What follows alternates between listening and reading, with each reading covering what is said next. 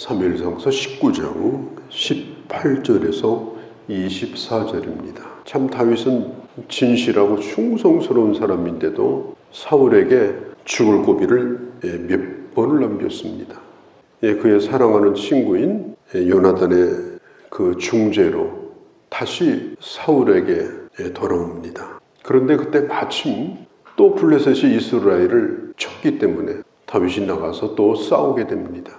블레셋 사람들은 다윗의 이름만 들어도 두려워가지고 전부 다 또 도망을 쳐요.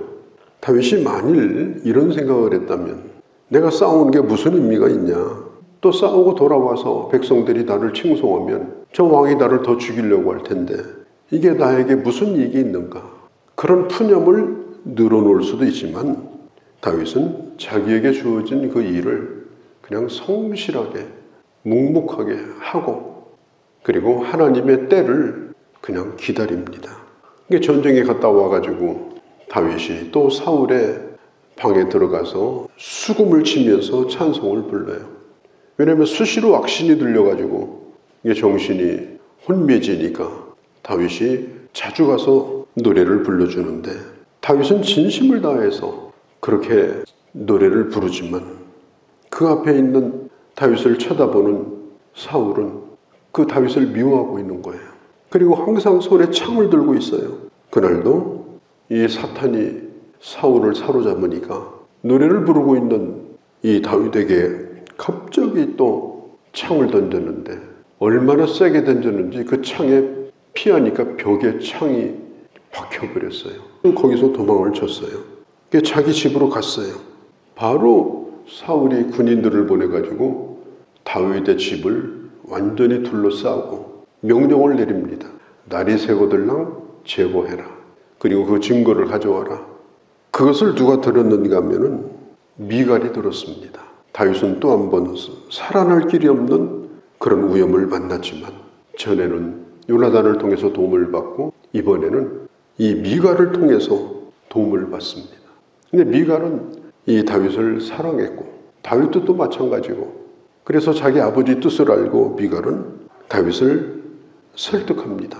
밤에 빠져나가지 않으면 아침에 살아남지 못한다. 날이 새기 전에 도망을 쳐야 된다. 자기 아버지 편을 들지 않고 다윗을 설득합니다. 그래서 도망을 치도록 도와줘요. 우리가 성경에 있는 대로 우리가 어려움을 겪을 때 하나님은 피할 길을 내게 길을 열어주시는 하나님이십니다. 아니면 감당할 수 있는 능력을 주시는 분입니다. 그것도 대문으로 나가지 못하고 창문으로 몰래 다윗이 도망을 치게 돼요. 그리고 마치 다윗이 누워있는 것처럼 그 침상에다가 뭘 갖다가 놨어요. 이제 날이 밝으니까 군인들이 집 안으로 들어오려고 그래요. 그때 미갈이 얘기합니다. 이 다윗이 병이 들어서 지금 일어나지 못한다. 그러니까 사울이 명을 또 내려요. 아예 침상째 들고 와라. 그런 명령을 내렸습니다. 그 아버지 사울이 나중에 또 따집니다. 왜 그런 일을 했냐? 그러니까 다윗이 나를 협박해서 내가 할 수 없이 다윗을 살려보냈다. 17절에 그럴 수밖에 없었다. 이렇게 변명을 하는데 사람을 살리기 위해서 어쩔 수 없이 미갈이 그런 거짓말을 한 것입니다. 다윗이 도망을 쳐가지고 어디로 갔느냐? 라마로 갔어요.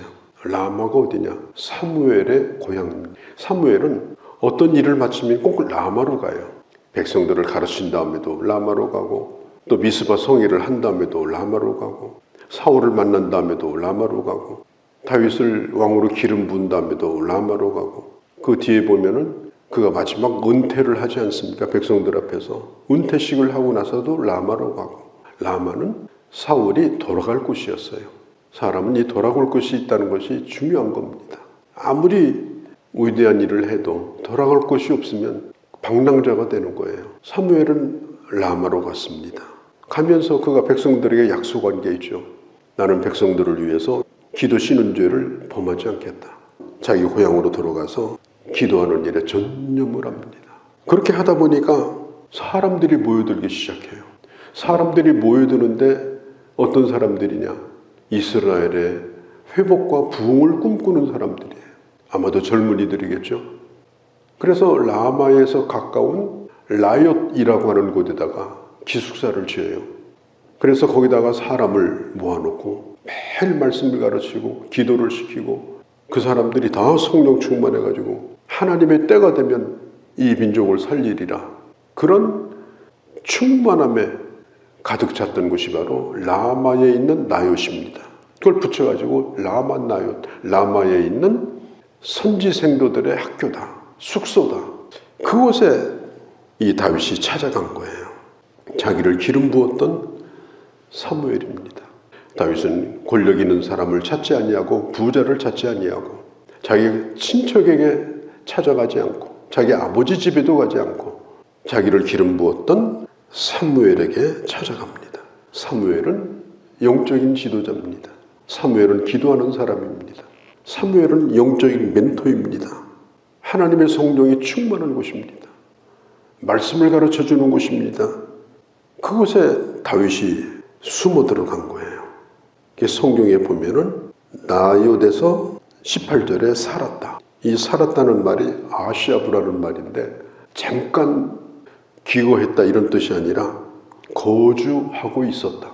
다윗이 상당 기간 동안을 사무엘과 함께 라마 나옅에 거주하면서 그의 심신을 회복할 뿐 아니라 그의 영혼이 회복되어지고 다시 또 훈련을 받고 충만해지는 그런 경험을 하게 되어집니다.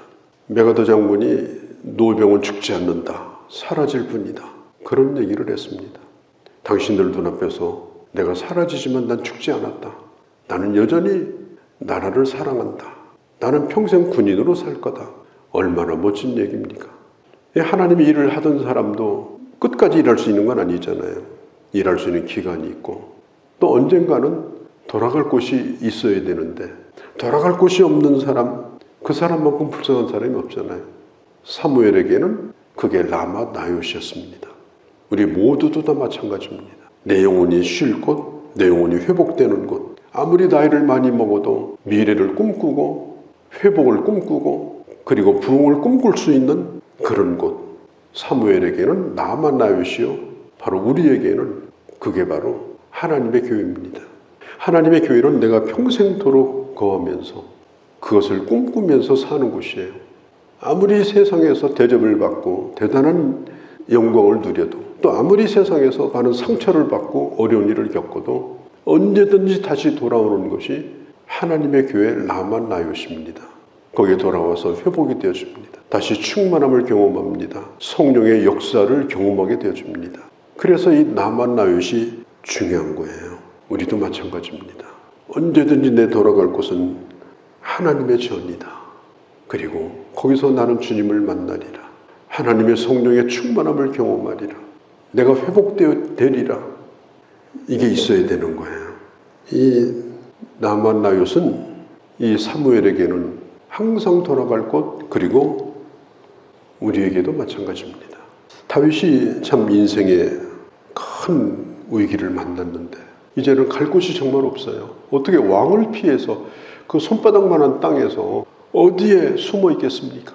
그런데 진정으로 그가 숨어들어서 위로를 받았던 곳 라마 나옅 하나님의 교회다. 이걸 잊어서는 안 됩니다. 그렇다고 해서 사무엘이 라마 나옅에서 무슨 군대를 기른 것도 아니고요. 정치 집단을 만든 것도 아니에요. 거기에 부자들이 많이 산 것도 아니에요. 영혼의 회복을 꿈꾸는 사람들, 하나님 나라의 부흥을 꿈꾸는 사람들, 그리고 성령 충만한 사람들이 거기에 있었기 때문에 거기로 사람들이 모였고 다윗도 그곳으로 가게 되어진 것입니다. 사울이 사람들을 라마 나옅에 보내요. 그걸 알아차리고. 그런데 가가지고 그 보낸 사람들도 성령 충만해가지고 예언을 해요. 여기서 말하는 예언이라는 말은 하나님을 찬양했다는 뜻입니다. 하나님의 큰 일을 선포하고 높이는 거예요. 사도행전 2장에 예언을 했다고 그러죠. 하나님의 일을 선포하고 높이는 게 예언입니다. 그들이 하나님을 찬송하고 영광을 돌려요. 두 번째 또 보냅니다. 그들도 역시 그곳에서 그 은혜를 체험합니다. 사울이 뿔이 나가지고 이번에는 내가 가리라. 그리고 사울이 갔어요. 우물가에 가가지고 사무엘 어디 있냐? 다윗 어디 있느냐? 그런 가르쳐 줬어요. 시식 때문에 간 겁니다. 근데 가가지고 사울이 악신이 떠나가고 성령이 임하니까 얼마나 그 몸이 뜨거웠던지 얼마나 기뻤던지 부끄러운 줄도 모르고 옷을 벗어젖히고 홍월경에 빠지고 춤을 추고 하나님을 찬양했어요. 거기가 천국이었습니다. 정말 이 사울에게는 이때가 그 인생의 가장 중요한 한 시점이 될 수도 있었어요. 왜?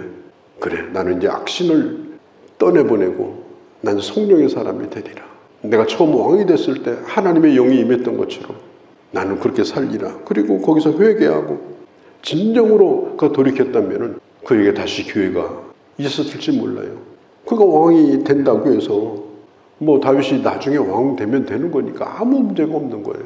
그런데 잠깐 동안 그런 일을 경험하고 나중에 또 제정신이 돌아오니까 다윗을 죽이고자 또 추격을 합니다. 그래서 결국은 다윗도 라마나요스에 더 머무를 수가 없는 그런 상황이 되어버리고 말았습니다. 우리는 살다 보면 정말 어려운 일을 많이 겪습니다. 아무 데도 오갈 데가 없습니다. 갈 데가 많은 것 같은데 오갈 데가 없어요. 아는 사람은 많은데 내 얘기를 할 사람이 없어요. 그게 세상이고 그게 인생인 겁니다. 우리가 찾을 곳은 바로 하나님의 품입니다. 하나님의 은혜가 있는 곳입니다. 하나님의 도움을 구하는 곳입니다. 기도할 수 있는 곳입니다. 말씀을 들을 수 있는 곳입니다. 그게 바로 라마나얏 하나님의 교회입니다. 인생을 살다가 어려울 때 더욱더 주님을 가까이 하고 하나님의 은혜로 회복이 되어지고 그래서 주의 은혜를 더 크게 경험할 수 있는 그런 기회가 되는 곳입니다. 이런 하나님의 은혜가 오늘 우리 모두 가운데 함께하기를 바랍니다. 거룩하신 우리 아버지, 오늘 다윗은 너무나 기가 막힌 도망자의 길을 걷고 있습니다.